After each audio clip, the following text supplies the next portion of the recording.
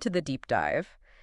Today, we're looking at something maybe familiar from school days, but with a really fresh take. We're talking book clubs. Specifically, book clubs in like an educational setting. We've got some great material digging into how they work or how they can work to really get students fired up about reading. Exactly. And our mission here for everyone listening is to pull out the key stuff. How can these clubs build a reading culture, get students engaged, build community? Yeah, we're aiming for practical ideas, maybe some surprising angles too, things you might even find useful outside a classroom. Okay, so let's dive in. Why book clubs in the first place? What's the big deal? Well, the sources really hammer home one point. Discussion is key. It's the core. Right. There's this line, for book clubs, the hub is the discussion.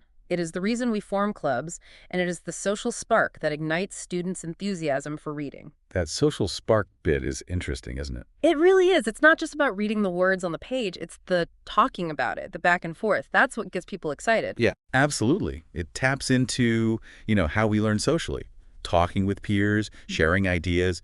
It makes reading feel less like homework and more like a shared adventure. That makes sense. It builds that connection. And that connection fosters the love of reading, builds that community feel. It makes you wonder, where else could that social spark work? Like in our own lives, learning something new, maybe a work thing. That's a great question for listeners. How can that idea of shared enthusiasm apply to your interests? Because it's a pretty universal principle, I think. Yeah. But the material also asks a tough question. What if a student just loses interest? Well, the spark fades. Right, because that happens. It's not always smooth sailing. So it's not one size fits all. You need different ways to keep people engaged, understand what makes them tick. Exactly. And figuring out how to maybe reignite that spark. It's about being responsive. Which probably feels familiar to anyone listening who's ever started a project and then, hit a wall. How do you navigate that dip? It highlights that the structure is one thing, but paying attention to the individuals within it is just as vital. Okay, so that brings us to setting things up, the practical side. Yeah, the logistics. Chapter 2 gets into this grouping students, choosing books, how meetings work, setting expectations, all that stuff. In nuts and bolts? Pretty much. And it points out a real challenge. You can't always give every student their absolute first choice of book. Oh, for sure. How could you, with a whole class? There's a quote, it can be difficult to honor your students' top choices.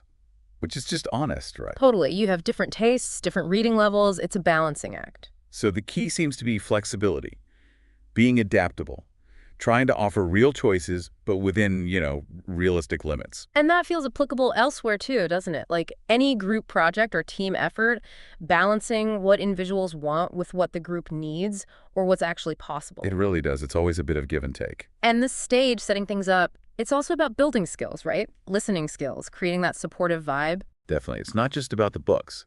It's fostering how the group interacts, which ties into Chapter 3, launching these clubs effectively, building trust. Yeah, this part had some cool ideas like club constitutions. Right. Getting students to actually write down their own rules and goals for the club. That sounds like a smart way to get buy-in, real ownership from the start. It's about empowering them, giving them a stake in it. But the text is also quite realistic. Like how so? It says straight up, sometimes a book club just doesn't work out. Okay, that's refreshing honesty. Because sometimes things just don't click. Exactly. And the point isn't to see that as a failure, but as a chance to learn something. They're like, why didn't it work? Was it the book, the mix of people, the way meetings ran? Precisely. Reflecting on that gives you insights for next time. And again, for listeners, think about team efforts that maybe went sideways. What lessons came out of that? That's a really useful frame. Okay, so clubs are launched, hopefully working. Now, the core, the actual discussions, Chapter 4. This is really the heart of it. And there are lots of strategies here asking open-ended questions, not just yes-no ones. Getting them to dig deeper. Yeah, and active listening, building on each other's points, even figuring out how to disagree respectfully. So it's more than just chatting about the plot. It's about thinking critically, articulating ideas, seeing other perspectives. Definitely honing those skills. And this chapter also brings in technology. Ah, right. How does that fit in? Well, there's a quote about blended learning, mixing online and in-person stuff. It says, teachers care about using technology in ways that enhance student learning. Keyword being enhance, not just tech for tech's sake. Exactly. So things like online forums for discussion between meetings or tools for annotating text together. Ways to deepen the conversation, make it accessible in different ways. That makes sense. It extends the interaction. And for listeners, maybe think about how tech could boost connection or understanding in your own work or learning. What tools could help? Good prompt. Okay, moving on slightly. Chapter 5 talks about the shared journey. What's that about? It's really emphasizing the collaborative aspect. Students aren't just reading the same book in isolation. They're helping each other understand it, Asking questions together, figuring things out as a group. right? Building meaning collectively. And there's a nice quote here. Many students enjoy creating an atmosphere that promotes reading.